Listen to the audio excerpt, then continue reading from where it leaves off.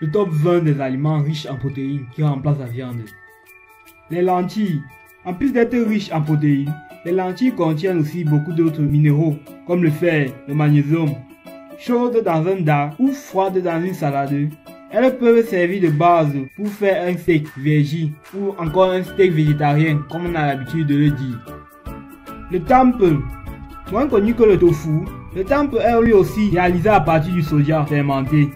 Et qui dit soja fermenté, dit apport de protéines. On mise donc sur cette alternative. Pour le cuisinier, rien de plus facile. Dans une poêle avec un filet d'huile ou mariner sur des brochettes. Les pois chiches. Omniprésent dans la cuisine méditerranéenne, le pois chiche possède de nombreux atouts. En plus d'être riche en fibres et en protéines, il contient un ensemble de vitamines et de minéraux. Qui a dit qu'il n'y avait que du bœuf pour faire le point de protéines? Les noix, source de fibres, de vitamines et de protéines, rien de tel qu'une poignée de noix pour faire le plein d'énergie. Le quinao. Également surnommé comme le riz des Amérindiens, le quinao est originaire de l'Amérique du Sud, dans la cordillère des Andes, où il est consommé depuis des milliers d'années. En plus d'être sans gluten, il est richissime en protéines. Une portion de 100 g de quinao contient environ 13 g de protéines. En entrée, en plat ou en dessert, tous les goûts sont permis. Le blé. Pourquoi ne pas miser sur le blé pour remplacer la viande dans son plat? Le blé contient environ 13 g de protéines pour 100 g. Il se marie parfaitement avec des légumes. Les haricots secs. On ne cesse de vous répéter le combo gagnant pour remplacer la viande dans son assiette. C'est le mix entre céréales et légumineuses. Ici, zoom sur le haricot sec. Riche en acides aminés et en bons glucides. Jusqu'à 23 g de protéines pour 100 g de haricots secs. Les grains de tournesol. Par proportion de 100 g, les grains de tournesol fournissent 20 g de protéines, soit un allié de choix pour les végétariens.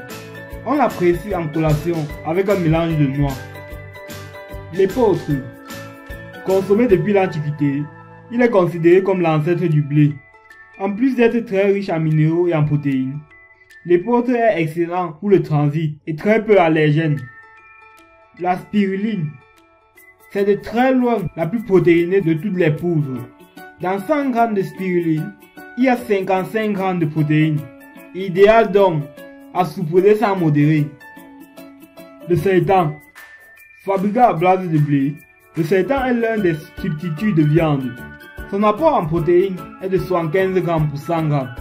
On le trouve généralement sous viande dans les épiceries bio. Les amandes. Riches en magnésium, en zinc, en fer et en calcium, les oléagineux sont une bonne idée de collation entre les repas. Ils fournissent entre 8 et 21 g de protéines pour 100 g. Le tofu. On vous le disait, parmi les alternatives à la viande, les aliments dérivés du soja, j'ai nommé le tofu. Riche en protéines, en fer, en calcium et en antioxydants.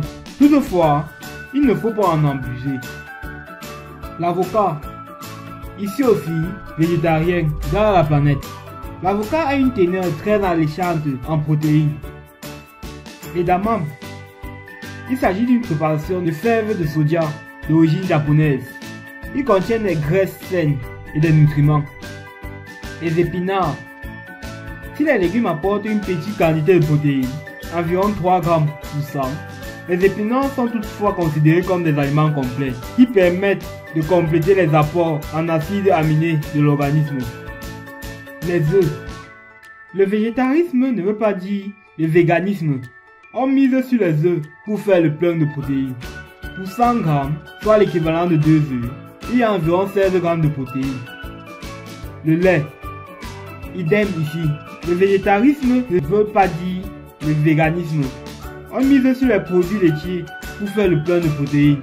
Yaourt, lait ou encore fromage sont d'excellentes alternatives. Les brocolis.